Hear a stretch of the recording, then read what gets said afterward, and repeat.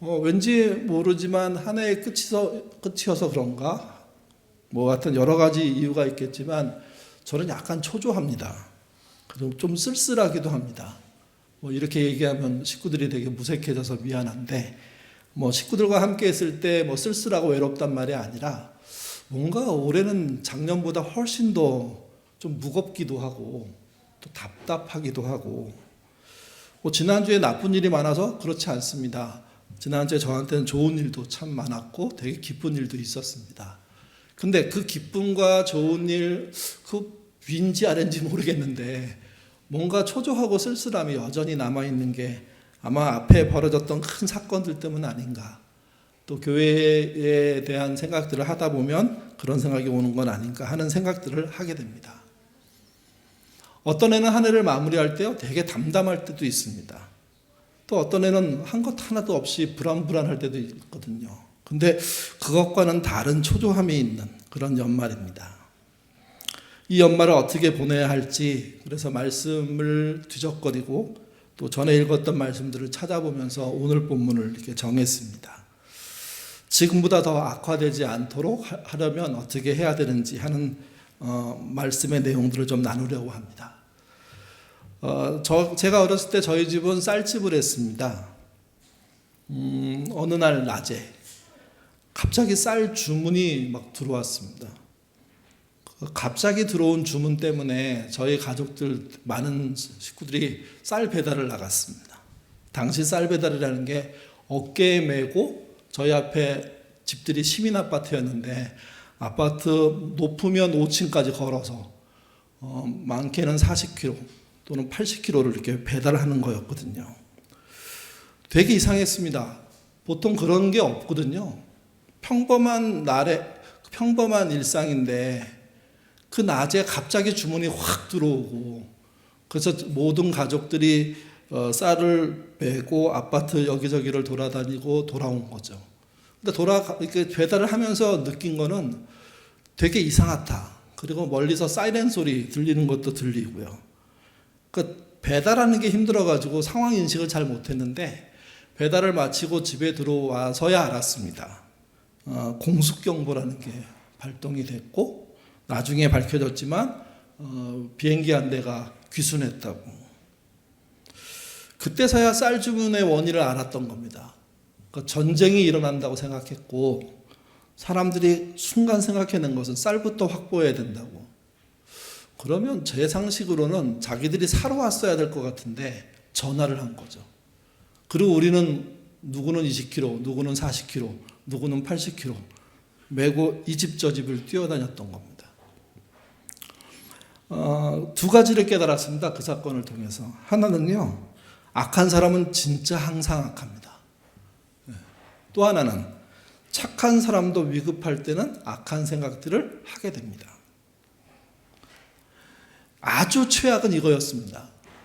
그러니까 이제 공습경보가 끝났으니까 쌀을 주문해서 저희가 갖다 놨는데 한 가마니나 갖다 놨는데 당장 자기들이 쓸 일이 없잖아요. 그때 다시 전화가 왔어요. 가져가라고.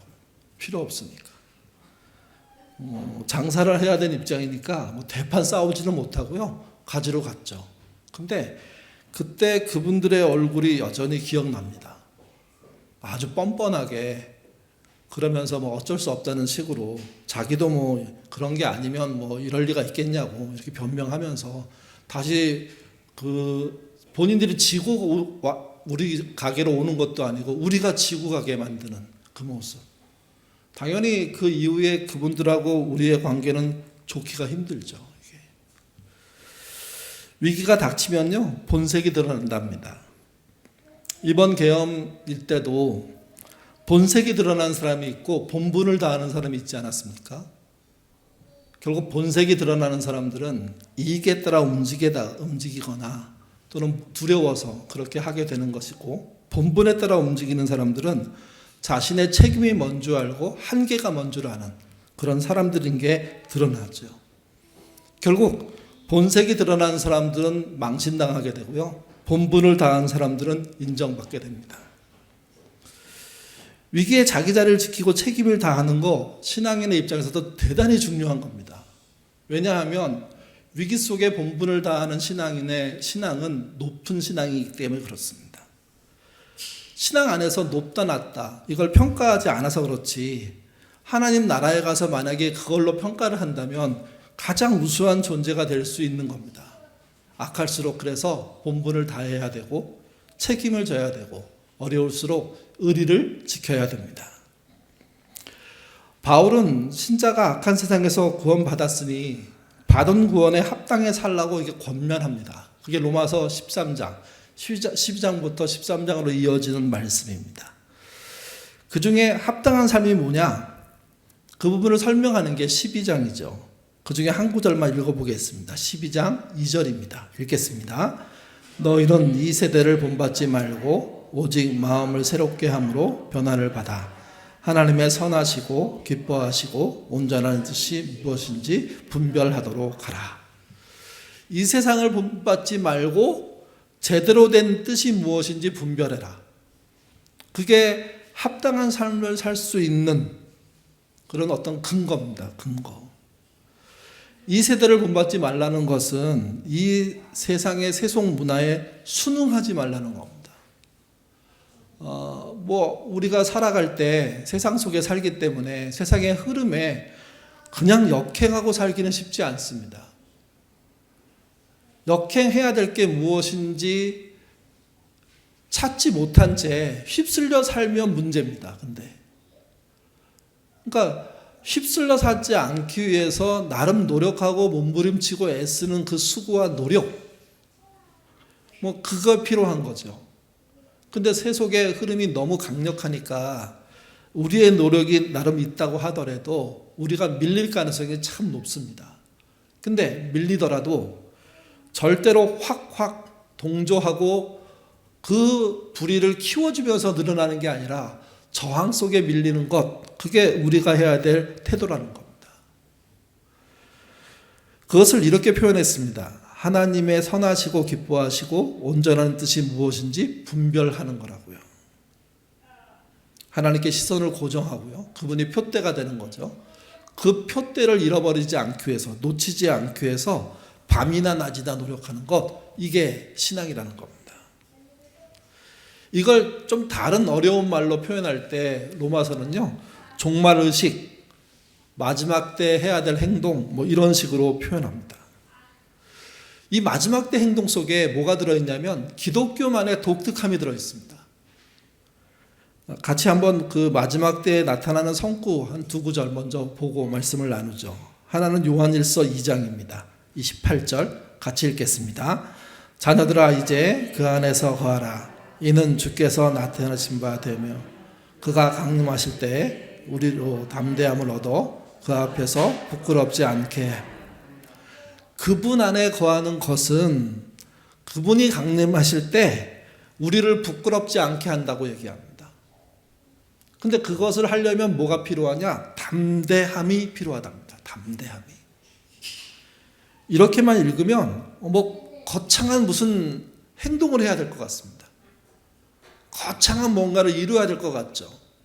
하나 더 보시죠. 야고보 5장 7절에서 8절입니다. 읽겠습니다. 그러므로 형제들아 주께서 강림하시기까지 길이 참으라.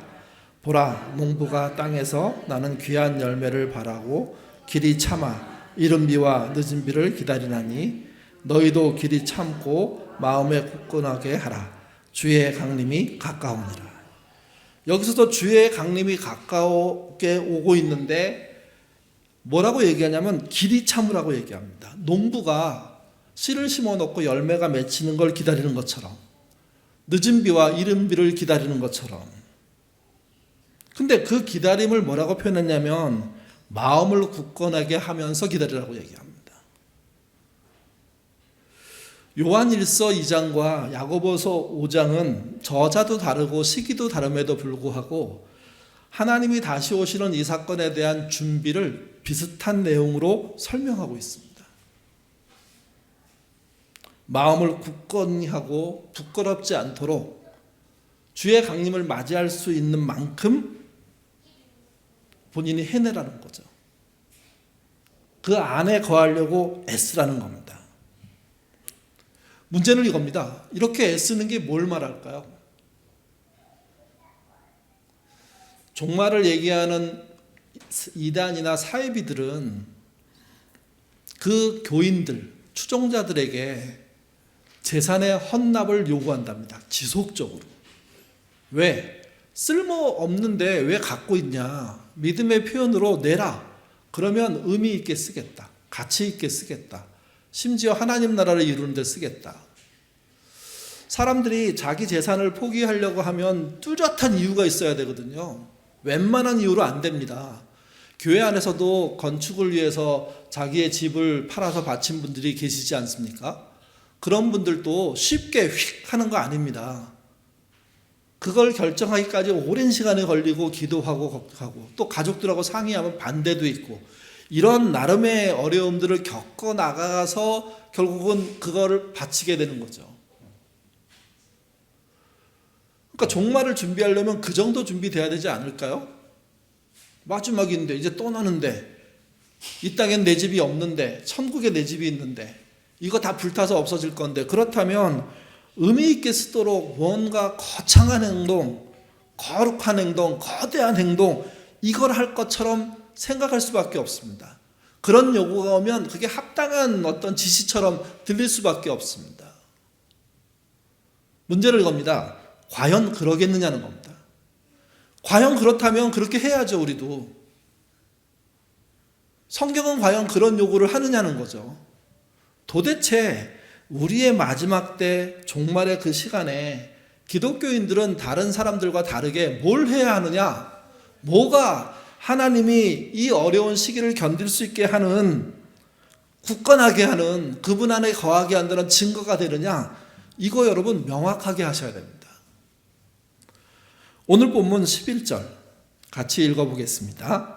또한 너희가 이 시기를 알거니와 자다가 깰 때가 벌써 되었으니 이는 이제 우리의 구원이 처음 믿을 때보다 가까웠습니다. 말씀만 봐도 자다가 깰다란 표현을 통해서 명백하게 알 수 있는 것은 다가왔고 시작됐고 그러니 뭔가 나는 해야 하고 뭐 이런 거죠 이게. 초기 교회의 신앙의 모습입니다. 이게 우리 개신교회로 이어졌습니다. 생각해 보십시오. 초기 교회에 이 신앙을 가졌던 분들은 주님이 다시 오시는 걸 경험했나요? 지구상의 마지막이 오는 것을 직접 겪었을까요? 그러지 않았습니다. 이 말씀은 그럼에도 불구하고 지금도 여전히 선포되고 있습니다. 주의 강림이 가까웠으니 자다가 깰 때라. 그러니 그 구원에 합당한 행동과 삶으로 살아내라.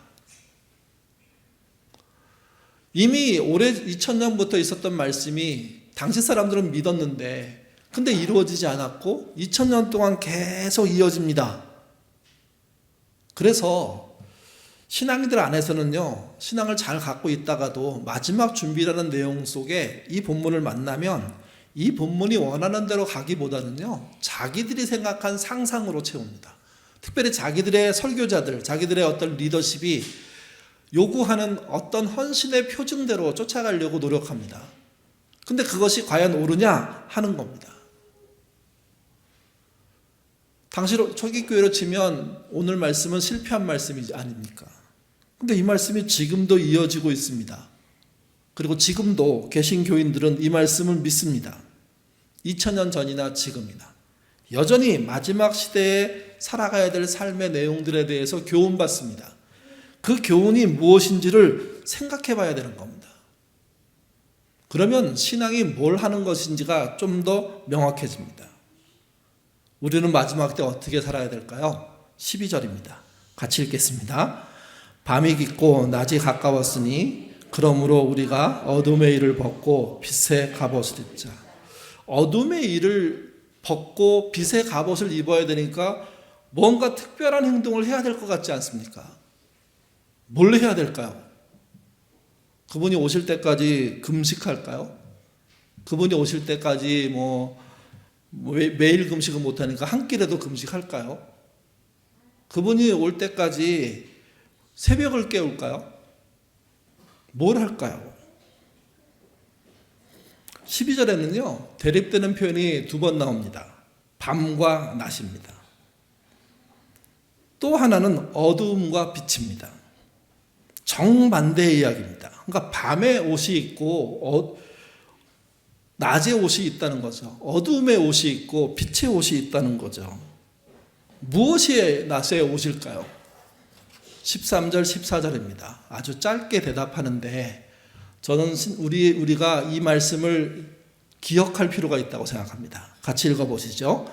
낮에와 같이 단정히 행하고 방탕하거나 술 취하지 말며 음란하거나 호색하지 말며 다투거나 시기하지 말고 오직 주 예수 그리스도의 옷 입고 정욕을 위하여 육신의 일을 도모하지 말라. 단정이란 말과 방탕, 술 취함, 음란, 호색, 다툼, 시기가 대립하고 있습니다.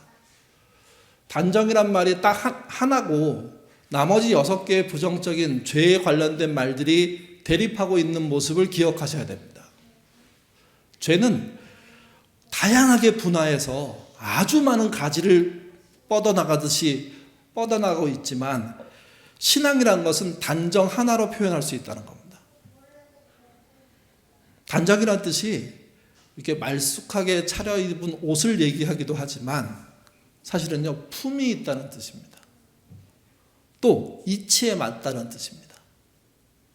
그러니까 옷만 말쑥하게 입은 게 아니라 그분의 행동과 말과 삶이 이치에 맞는 겁니다. 이때 이치란 하나님의 뜻을 말하는 겁니다. 낮에와 같이 모두가 아주 쉽게 볼 수 있는 그런 상황 속에서 품이 있고 이치에 맞는 자세와 삶으로 그가 인생을 살아야 한다는 거죠. 그 삶을 보여주는 반대 표현이 방탕입니다. 술 취함입니다. 음란입니다. 호색입니다. 다투거나 시기하는 겁니다. 전부 무엇인가에 끌려다니면서 자기 자신을 잃어버리는 겁니다. 자기 자신을 채운다고 생각하면서 자기를 망치는 겁니다. 하면 할수록 나빠지는 것이고 하면 할수록 어려워지는 것이고 하면 할수록 깨지는 겁니다. 절대 이 상황으로는 단정할 수 없고요. 품위 있게 이치 있게 살 방법이 없는 모습들을 확산해서 보여주는 겁니다. 그리고 14절로 넘어가면 이것을 정욕이라는 단어로 표현합니다. 한마디로. 단정의 반대말은요, 정욕인 거죠. 그리고 이 정욕은 또 한 번 반복되는데 육신의 일로 반복됩니다. 자기 몸을 위하는 그 모든 행동이 방탕이고 술 취함이고 음란이고 호색이고 다툼이고 시기인 겁니다. 거기에 빠져 있으면 뭘 할 수 없냐? 단정할 수 없습니다. 품이 있고 이치에 맞는 삶을 살 수가 없다는 겁니다. 종말에 신자가 보여줘야 될 것은 단정함입니다. 이것저것에 휘둘려서 끌려다니고 이것저것 이루어서 과시하고 이것저것을 통해서 뭔가 나만 이룬 성과를 높게 탑을 쌓듯이 쌓아내는 게 아니라 자기 자신을 정말 하나님 말씀에 비춰봤을 때 그분의 품위에 손상이 가지 않도록 그분이 말씀하신 이치와 뜻에 누가 되지 않도록 사는 일상의 모습이라는 겁니다. 거대한 사건들, 거창한 어떤 역사들, 그리고 어마어마한 무슨 성과들을 한마디도 말하고 있지 않습니다. 그런 걸 이룬다고 하더라도 진짜 품위 있게 이치에 맞지 않게 행동했다면 그건 다 허상이라는 거죠, 이게. 단정함으로 표현된 말은 본질을 말하고요. 방탕과 술 취함, 음란, 호색, 다툼, 시기, 이것은요, 비본질을 말합니다. 단정함은 하면 할수록 명확해지는 것이고 그 외에 음란, 정욕으로 표현된 육신의 일은 하면 할수록 망가지는 겁니다. 종말의 시대 하나님이 가까이 오신다. 그런 상황이 인지됐을 때 우리는 명확해야 됩니다. 우리를 단정한 자리로 가도록 그곳에서 성실하게 살도록 그 일을 해내시면 마지막 준비가 되고 있는 겁니다. 근데 그렇지 않고 뭔가 더 크게 자기 욕망을 위해서 애쓰고 있다면 사실은 비본질에 빠져서 결국 걸려 넘어지는 거죠. 이런 말이 있습니다. 내일 지구의 종말이 오더라도 나는 사과나무를 심겠다. 누가 한 말일까요? 여러분, 갑자기 생각이 안 나는데 누가 했죠, 이 말을? 두 사람의 이름이 나와야 정상적인 분위기입니다. 네, 스피노자 얘기하잖아요. 근데 스피노자가 한 적은 없고요. 마틴 루터가 한 말입니다. 이 말이. 신앙적인 이야기란 겁니다. 마지막이 오더라도 사과나무를 심겠다는 건 일상을 살겠다. 해야 될 일을 하겠다. 맡은 일을 해내겠다. 이런 뜻이라는 거죠, 이게. 좀 더 한 걸음 나가면 할 수 있다면 더 친절하게, 할 수 있다면 더 용서할 수 있게, 할 수 있다면 더 사랑함으로 그렇게 시간들을 채워나가는 그것이 마지막에 그분이 보시는 단정함이라는 겁니다. 그래서 여러분, 의리 있는 신앙이 되셔야 됩니다. 본질에 충실하려고 노력하셔야 됩니다. 본분을 끝까지 하려고 애쓰셔야 됩니다. 그걸 놓치면서 이상적인 신앙의 모습은 없다는 겁니다. 가짜 신자들이 득을대는 세대라고 하잖아요. 가짜 신앙을 구분할 때 제일 중요한 건 믿음과 신념입니다. 믿음은 하나님을 믿는 것을 말하는 거고요. 신념은요, 자기 자신을 믿는 걸 말합니다. 믿음은 일상에서 보여주는 겁니다. 신념은요, 특별한 일에서 보여지는 겁니다. 신념은 일상은 넓은 시선을 갖고 있는 거라면, 믿음은 넓은 시선을 갖게 되는 거라면, 평범한 시선을 갖게 되는 거라면, 신념은요, 시선이 좁아지는 겁니다. 자기 자신을 위해서 욕심을 내고 있으니 두려워지는 겁니다. 과도하게 행동하게 되는 겁니다. 그래서 악해지는 겁니다. 믿음은 그 믿는 사람이 자기 자신의 연약함에서 하나님의 의로움으로 나아가는 걸음이 되는 것이고, 그래서 배우게 되고 배운 대로 행하려고 노력하게 되고 실패하게 되고 실패하지만 다시 일어나게 되고 이런 행동을 반복하는 겁니다. 그래서 우리의 믿음이 신념이 되지 않도록 여러분 스스로를 돌아보셔야 되고, 그래서 종말에 특별한 행동으로 하나님께 눈에 띄려는 게 아니라 주어진 일상을 단정하게 살아내므로 그분 앞에 인정받는 자가 돼야 되는 거죠. 예인의 모든 식구들이 그랬으면 좋겠습니다. 1945년 일본 히로시마에 원자폭탄이 투하된 거 다 아실 겁니다. 그냥 무작정 폭탄이 투하된 거 아닙니다. 폭탄이 투하되기 전에 미군이 사전에 공습 예고라는 걸 했습니다. 여러분 이렇게 사진에 보시면 삐라가 하나 나오는데, 우리나라에서도 삐라를 북한으로 보내고 북한에서 우리에게 뭘 보내죠? 오물풍선을 보내잖아요. 그 말이 너무 웃겼습니다. 걔네들은 왜 오물을 우리한테 버려? 근데 약간 우리를 조롱하는 것 같아서 약간 기분도 나쁘고요. 화면에 나와 있는 그 붉은색, 검은색으로 쓰여 있는 그것은 미군이 뿌린 삐라입니다. 여러 차례 걸쳐서 사전에 뿌렸습니다. 제일 위에 줄에 공습 예고라고 써 있습니다. 그리고 이제 일본말로 쭉 써 있는데, 지금도 늦지 않았습니다. 한시 앞비 군사시설 근처에서 몸을 피하십시오. 한시가 급합니다. 그런 뜻입니다.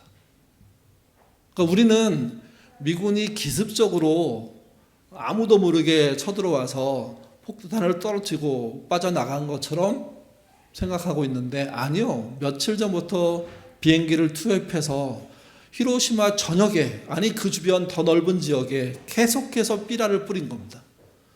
그리고 이 글을 읽는 사람들은 신속하게 그 도시로부터 빠져나가라고. 히로시마라는 곳이 군사적으로 되게 의미 있는 곳이기 때문에 거기를 공격할 수밖에 없는데, 그 주변에 민간인들, 군속들 이런 사람들이 너무 많이 살고 있는 거예요. 그 당시에 24만 명 정도 살고 있었다고 하거든요.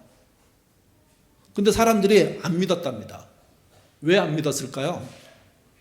자기 군대, 자기 정부가 아니라고 하니까, 이거 다 구라라고 하니까, 이런 말에 현혹되지 말라고, 이런 말에 현혹되면 애국심이 없는 거라고.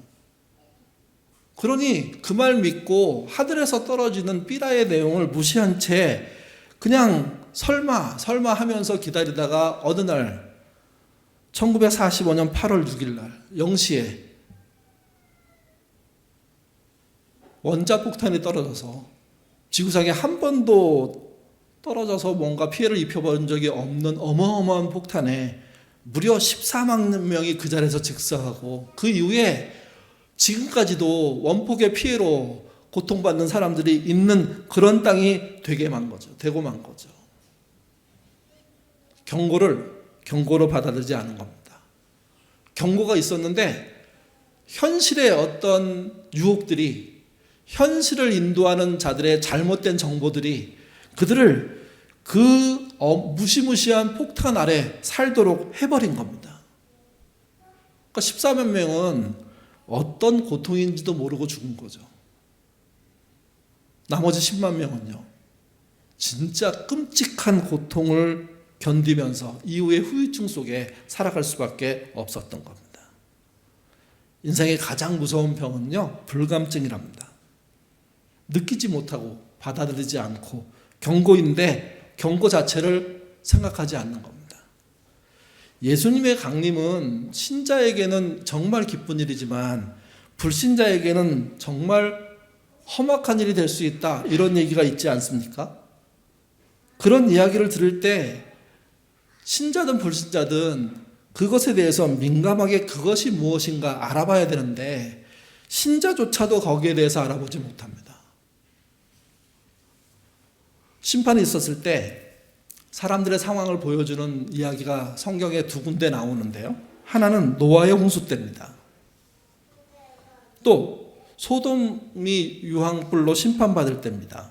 성경의 표현에 의하면 그 직전까지 그들은 먹고 마시고 장가들고 시집갔다고. 심판이 다가오는데 그 경고 속에서 그들은 멸망으로 간지도 모르고 그저 흥청망청대다가 결국 망했다는 거죠. 우리도 한 해를 마감하면서 올 해를 끝내고 또 새해를 맞이하겠지만 한 해가 끝나듯 우리의 삶 속에 어떤 종말이 있을 거라는 사실부터 한번 기억하고 그 종말을 어떻게 준비해야 될까 생각하는 시간 가지셨으면 좋겠습니다. 그리고 종말을 준비한다는 게 뭐냐? 뭘 진짜 행동으로 옮기는 게 종말을 준비하는 거냐? 이 로마서의 말씀을 여러분 기억하셔야 됩니다. 제 설명보다는 한 번 더 읽고 마치는 게 나을 것 같습니다. 로마서 13장 11절에서 14절 말씀 함께 읽겠습니다. 또한 너희가 이 시기를 알거니와 자다가 깰 때가 벌써 되었으니 이는 이제 우리의 구원이 처음 믿을 때보다 가까웠음이라. 밤이 깊고 낮이 가까워졌으니 그러므로 우리가 어둠의 이름을 벗고 빛의 갑옷을 입자. 낮에와 같이 단정히 행하고 방탕하거나 술 취하지 말며 음란하거나 호색하지 말며 다투거나 시기하지 말고 오직 주 예수 그리스도로 옷 입고 정욕을 위하여 육신의 일을 도모하지 말라. 하나님의 두 번째 강림은 첫 번째 강림처럼 이루어질 것입니다. 그때 하나님 보시기에 참 합당하다, 단정하다 하는 칭찬받으시는 저와 여러분 됐으면 좋겠습니다. 그 반대길, 방탕하고 술 취하고 음란하고 호색하고 다투고 시기하는 그런 자리에, 정욕의 자리에, 육신의 일을 도모하는 자리에 빠지지 않으시기를 바랍니다. 실제 이 말은 이런 말이 됩니다. 성실하게 자신의 가정과 직장에서 땀 흘려 일하고 억지로 남의 것을 뺏지 않고 비본질의 일에 휘말려서 시간 낭비하지 않고 살아가는 삶이 마지막 종말을 준비하는 거라는 거죠. 유별나게, 각별하게, 대단하게 다가오는 종말 준비는 전부 거짓말이라는 겁니다. 여러분의 일상을 그래서 낮에 누구나 볼 수 있는 그 모습 속에 단정함으로 채우시기를 바랍니다. 건강함으로 채우시기를 바랍니다. 본질로, 본분으로 채워가시기를 바랍니다. 그러시면 잘했다고 칭찬받고 그 마지막 날에도 주의 백성으로 하나님의 위로를, 인생의 그 어려운 시간들을 보내온 그 일에 대한 격려를 받게 되실 겁니다. 그 나라 갈 때까지 우리의 본분이 무엇인지 알고 견뎌내시는, 해내시는 저와 여러분 되시기를 주님의 이름으로 부탁드립니다. 기도하겠습니다. 자다가 깰 때란 말을 들을 때마다 대단한 내가 되어 있어야 하는 건 아닌가 하는 생각을 하게 됩니다. 그러나 바울이 전한 로마서는 그렇게 말하고 있지 않습니다. 우리가 마지막 시대에 마귀와 싸우고 있고 그들을 물리치고 승리하는 그런 그림을 그리지 않습니다. 우리가 거대한 인류 구원을 위해서 뭔가 거창한 프로젝트를 진행하고 있으라고도 하고 있지 않습니다.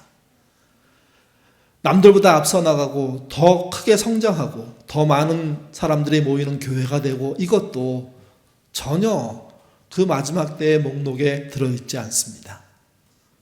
오늘 말씀하신 그 말씀에 쫓아보면 단 한마디로 표현됩니다. 낮에와 같이 단정히 행하고 육신의 일을 도모하지 말라고. 품위 있게 그분의 말씀에 맞는 이치에 따라 우리의 삶을 단정하게 꾸려가도록 주님 인도하여 주옵소서. 과도한 행동으로 포장하지 않기를 원합니다.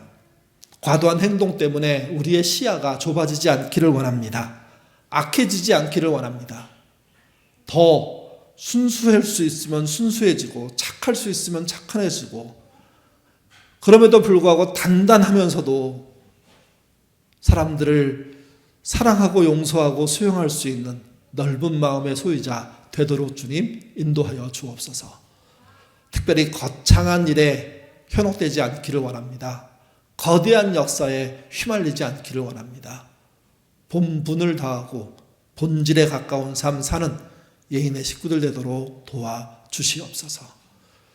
지금 고난 중에 있는 우리 교우들도 이 교훈을 기억해야 합니다.